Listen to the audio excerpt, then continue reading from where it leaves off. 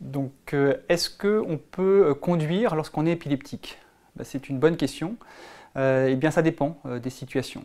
Donc, ce qu'il faut concevoir, c'est que si on continue à faire des crises, on s'expose à des accidents. Donc, ce n'est pas possible. En revanche, et on rentrera dans le détail, un patient qui prend un médicament et qui ne fait pas de crise sera autorisé à conduire. Donc, il ne faut pas que toute crise implique que le patient définitivement n'aura pas de permis de conduire. Donc il faut absolument qu'il y ait une évaluation par un neurologue précise du type d'épilepsie et du pronostic pour qu'on puisse donner au patient un plan précis pour lui permettre de reprendre ou pas la conduite automobile.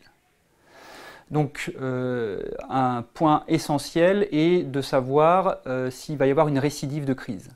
Et ceci va dépendre du bilan qui sera effectué. Et s'il s'écoule une durée suffisante en fonction du type de crise, eh bien on pourra autoriser le patient à reconduire.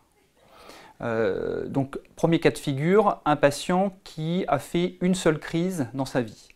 Là, au terme du bilan, s'il s'avère que tous les facteurs sont corrigés, le patient pourra reprendre le volant au bout de 6 mois.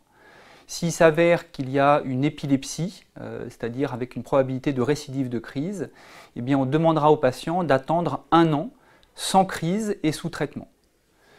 Et parfois c'est difficile pour le patient d'attendre ce délai en sachant que si une crise survient au bout de 10 mois, eh bien on va devoir attendre de nouveau 1 an.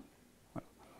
Donc le message principal est de dire que oui, dans certaines conditions, on peut conduire lorsqu'on est épileptique, mais il faut évidemment en parler à son neurologue.